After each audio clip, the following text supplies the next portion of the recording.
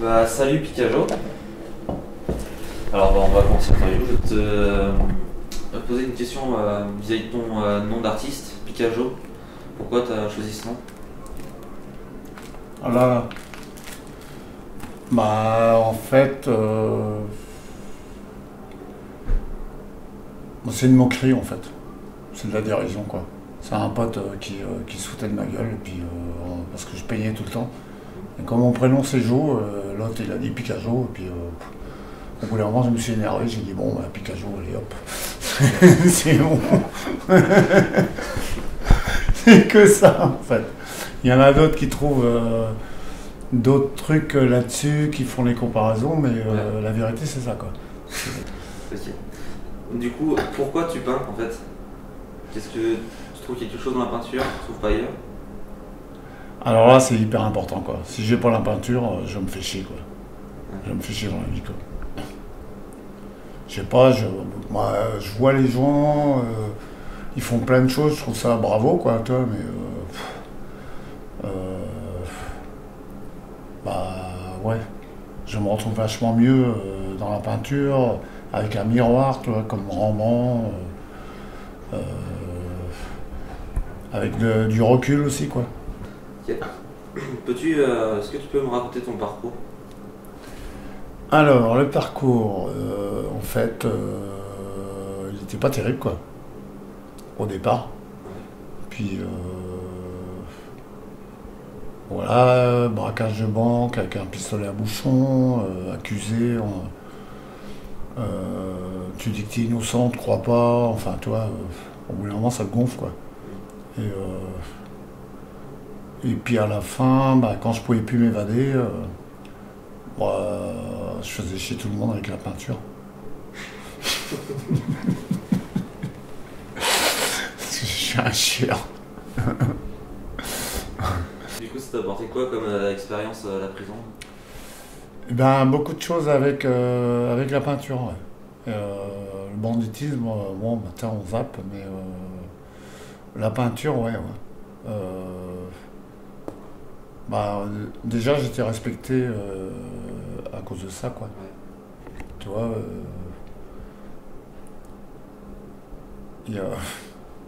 je causais que de peinture, de sport, je peignais les nuages, je faisais des peintures des nuages. Hé, oh, vous avez vu ma dernière peinture? J'ai fait un fond bleu sur du bleu.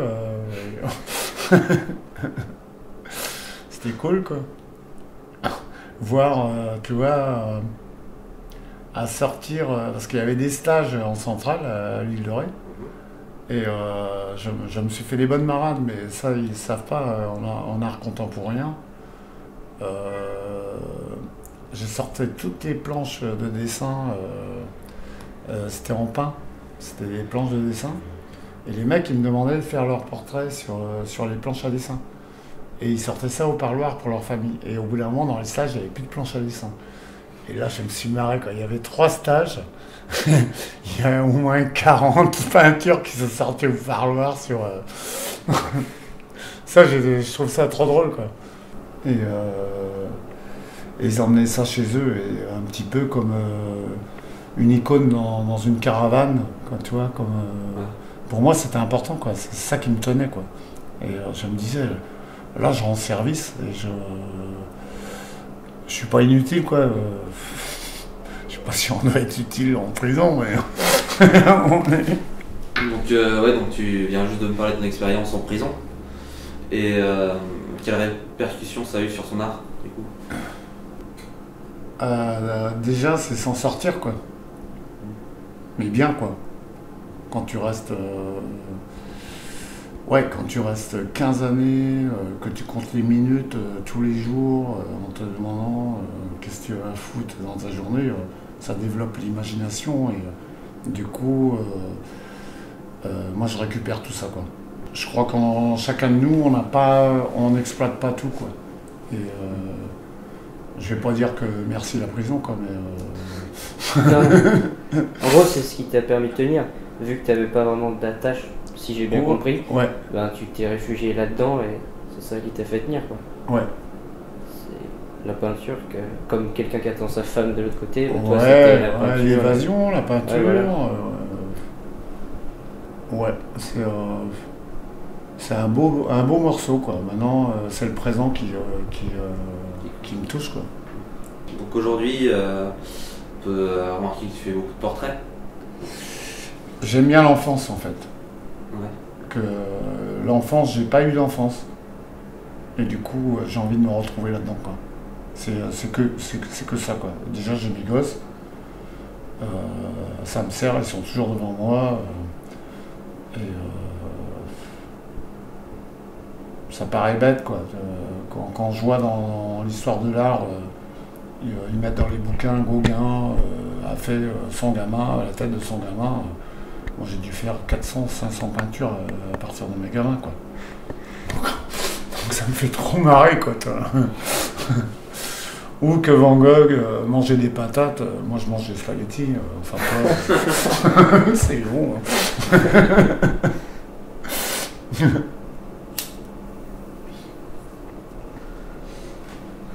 Donc il y a une époque où tu dessinais beaucoup de pieds. Ouais. Ça c'était.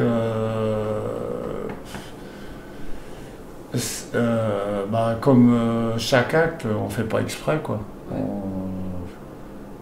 Ouais, la dernière année là où ils m'ont enfermé à Fleury là pour prise d'otage avec 2 bracos là, j'ai pas digéré, quoi. Tu vois, pas trop digéré, quoi. J'ai fait une manif au Parlement de Bretagne et du coup j'ai ressorti des cartons, les pieds, et il y a un pote plasticien qui est énorme, il s'appelle Bach, Hervé Bachelard. Et il me dit, waouh, putain, ça c'est bon, quoi. Et là, j'ai commencé à les mettre sur 2 ou 3 mètres de haut. Et je sais pas, j'ai dû en faire 200, 300, en étant sûr que ça marchait pas. Puis ça a été un beau moment parce que les pieds, c'était un peu n'importe quoi. Ça a été sur des portes de cave, sur des souches de bois, enfin tout ce que je ramassais. Et dans 3 endroits rue Saint-Malo à Rennes, je monte le truc, donc le vernissage en 3 endroits. Et là, t'avais les gens qui venaient voir l'expo, ils rentraient dans une expo, ils prenaient un verre dans l'autre. Puis à la fin, tout le monde était déjanté et on a fini à la galerie Icône, quoi. Il y a le mec de la galerie Icône à Rennes qui dit « Oh non, trop fort. Allez, viens. » Je dis « Ouais, bah je viens. » Ouais, donc, en fait, les pieds, c'est plus le côté carcéral et tes problèmes avec la justice, quoi. Ouais. On remarque un travail assez conséquent sur la couleur. Comment tu les choisis, en fait? Alors là, c'est par rapport au budget, quoi. Quand j'en ai pas.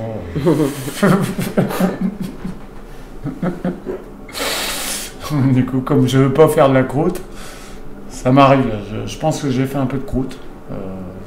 La croûte, c'est pour bouffer, quoi. Et par exemple, on voit tes portraits, ils sont bleus, beaucoup. Et pourquoi tu les fais bleus? Comment tu justifierais ça? Comment ça t'est venu, en fait? Bah, toujours pareil, le manque de moyens. Donc du coup, il me restait du bleu Outre-mer, du bleu Rex et du blanc. Du coup, travail. Et le truc avec les enfants bleus, c'était excellent parce que j'accolais en fait toutes les peintures les unes contre les autres. Et du coup, dans chaque bistrot, la lumière diminuait, quoi. Il y avait une lumière flash dans le truc et je tapissais les murs d'enfants bleus. Et d'un seul coup, oh putain, la lumière elle a baissé. Et en fait, le bleu il absorbe. Ouais. J'ai arrêté de faire des enfants bleus dès qu'on m'a dit, oh putain, ton bleu il est pas moche, quoi. Et je me suis dit, là on est dans la peinture, quoi. Tu vois, c'était plus l'enfant en fait, le sujet. C'était le bleu. Donc maintenant on va parler de tes influences. C'est énorme. J'étais boulimique quand je suis sorti de Centrale, quoi. je suis allé dans tous les musées en Europe, les expos, même les petites expos, même ceux qui faisaient de la peinture loisir, ça me faisait marrer aussi, quoi. Et j'apprenais plein de choses aussi, quoi, dessus, quoi. J'ai jamais été moqueur là, sur le coup. Et j'ai tout absorbé comme une éponge. Donc sur les bateaux de pêche, je me rapprocherais plus de Mathurin Méheux au départ. En me disant, bah, tiens, Mathurin Méheux, c'est un peintre breton. Et du coup, j'ai observé son trait. En fait, j'ai pas de prof, quoi. Et tu regardes et puis t'apprends, quoi. Sur le trait peinture, et Mathurin Méheux m'a vachement inspiré au départ. Tu vois, c'était pas dans la violence, dans le... Et puis après, à force d'aller voir des expos partout, j'avais envie d'un peu gueuler. Et puis là, je suis tombé sur une expo qui s'appelle La Prisonnière. Alors, on y revient. Avec Yan Pengming. Avec qui j'ai un peu discuté au musée, tu sais, c'était avec du champagne, des petits fours. Et du coup, j'ai bien apprécié, j'ai vachement appris. J'ai vachement appris aussi du mouvement Cobra, Basquiat. En Basquiat, c'est énorme, quoi. Puis c'est que, bon, il y a eu Rembrandt, mais j'ai zappé un petit peu. Parce que Rembrandt, bah, Yan Pengming c'est inspiré de Rembrandt, hein. Mais sauf qu'avec le temps, les peintures de Rembrandt se sont un petit peu effacées, quoi. Il n'y a pas les touches. Il y a Van Dongen, ça, je trouvais ça superbe. Sa vision de la femme élégante, bien brutale, avec des couleurs dans le fauvisme. Qu'est-ce qui me touche? Marlène Dumas, c'est aussi quelqu'un d'exceptionnel, je trouve. Et du coup, dans cette question-là, tu parles de la technique et de l'émotion. Tu peux donner ton point de vue? Bah, c'est bien d'avoir la technique, mais c'est important, quoi. C'est vachement. Ouais, c'est important d'avoir la technique. Mais après, il faut l'oublier, quoi. Une fois que tu gères un petit peu le truc, il faut l'oublier pour... tu te lâches, quoi. J'ai vu avec Trash, on peignait sur scène sur des écrans de 7 mètres par 3 en ombre chinoise. Et on s'est bien marré, quoi. Alors, il y avait des mecs qui arrivaient en disant ouais, c'est n'importe quoi, et puis là on leur disait on a rien à foutre, justement. On fait n'importe quoi, quoi. Et si ça t'emmerde, nous on s'éclate, quoi. Ouais, la technique pour la technique. Ouais. Ouais. On a fait à Técos à Trémuson, avec l'Afrique, avec du jazz, à Dinan, Place Saint-Sauveur, un festival de jazz. On a fait dans le rock avec les Sarcofiotes, avec Last Fucking Delight, avec plein de groupes. On s'est bien marré, quoi. On n'était pas vraiment payé, puis on s'en foutait d'ailleurs. Donc en fait, si je comprends bien, toute une partie de ta vie où tu peignais avec des groupes de musique. Ouais, sur 3 ans. Sur 3 ans. Pourquoi tu t'es dit que tu allais peindre avec les groupes de musique, du coup? Bah parce que on m'a un peu privé de musique pendant 30 ans, quoi. J'ai eu accès avec les Sex Pistols à Mont-de-Marsan. Avant, il y avait Hendrix, tout ça, ouais, ça me touchait aussi, mais quand toute la vague punk est arrivée en France, Là, c'était, je dis pas révolutionnaire, mais c'était scotché, quoi. Tu te dis, tiens, putain, ça déboule, là, ça arrive d'où, ça? De Londres? Ben ouais, mais... Et du coup, après, on m'a privé de tout ça, et puis après, il n'y a pas longtemps, j'avais envie de musique. Je peux pas me passer de la musique...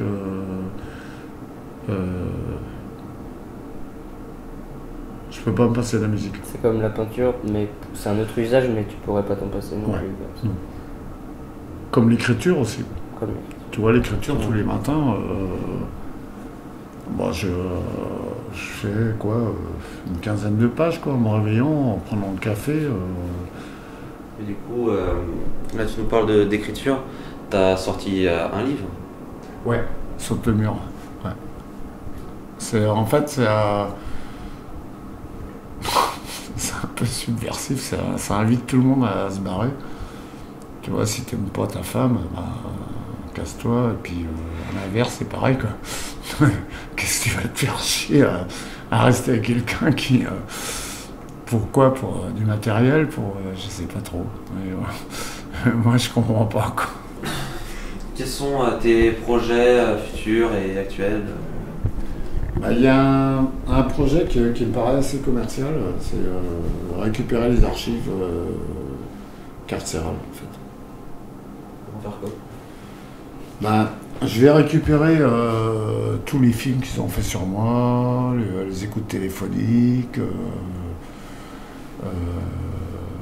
les photos qu'ils ont fait sur moi depuis l'âge de 17 ans, qu'on va agrandir comme un petit peu l'homme qui marche, transformer avec... je ne serai pas tout seul parce que je ne suis pas assez technicien pour... peut-être en peinture, enfin sur des petits formats, mais... développer ce qu'ils ont fait sur moi, en fait. Et puis le reconstruire avec des techniciens, par exemple. On me verrait à l'âge de 17 ans,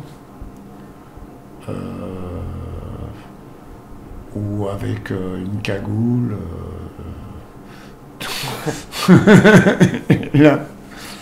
Et puis après, à côté, les potes qui sont à côté de moi, qui sont filmés, en fait, ils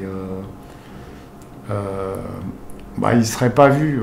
On les transformerait, ça pourrait être un écureuil, tu vois, un truc rigolo, quoi. Et à la fin, sortir une vingtaine de peintures grand format, 3-4 mètres, des nus. Tu vois, comme si je les avais fait là-bas, quoi. Alors que je peux pas les récupérer, je sais pas où elles sont, ces peintures-là. Mais faire croire aux gens que ça a été fait là-bas, quoi. Aucun prisonnier a fait ça, quoi. De récupérer toutes les images qu'ils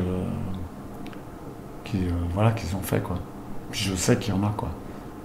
Ils ont ça dans les archives, et du coup, je veux récupérer tout ça et proposer ça dans les musées en expo temporaire, quoi. Ça peut être un beau sujet, quoi. Après, est-ce que ça va pas être rattrapé? Ça me fait chier. C'est qu'à niveau artistique, quoi, que j'ai envie de ce projet-là, quoi. Bien me marrer, quoi. Oui, il n'y a pas vraiment de revendication. Non, il n'y a pas de revendication. Juste la matière. Ouais. On a vu que tu avais d'autres projets à court terme aussi. Un étudiant qui était venu te voir pour te demander quoi? Ça, c'est touchant, quoi. Un mec qui fait 2 heures de route, qui sait même pas où tu es, et puis qui te retrouve, et puis pour offrir une peinture à sa copine à Noël, quoi. Alors qu'il a pas de thune dans les poches. J'ai dit, allez, je le fais. Et ça m'a touché, quoi. Donc il voulait la copie de la peinture qui est à l'atelier de l'artiste. Je lui ai dit non, c'est pas possible, quoi. Toi, tu refais pas tes peintures. C'est pas possible. Non. On fait des faux Picasso. Et ça m'a touché, quoi. Le mec, il avait pas de thune. J'ai dit yes, je te le fais. 3 jours plus tard, je suis arrivé avec une peinture d'1,50 m sur 1,20 m. À l'atelier de l'artiste, elle n'était pas sèche. J'ai dit, vas-y, débrouille-toi avec, rentre chez toi avec, t'habilles-toi. Il dit, je suis à pied. Tu fais ce que tu veux, je te l'ai fait. Gratos, Pas complètement gratos, je lui dis un coup sur le matos, quoi. quand même.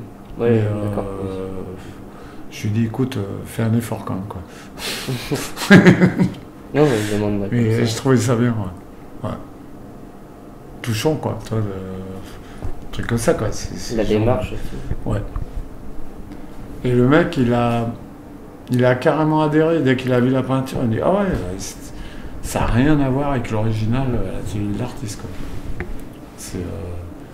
Mais j'étais persuadé que en faisant ce portrait, vu que c'est dans une démarche sincère, tu vois, la sincérité, celle-là, tu peux pas l'enlever, quoi. Tu vois, après, on peut parler d'art ou pas d'art, on s'en fout, quoi. Mais sincérité, tu peux pas l'enlever, quoi. Puis l'art, en fait, c'est pas nous qui allons la développer aujourd'hui, c'est les gens demain.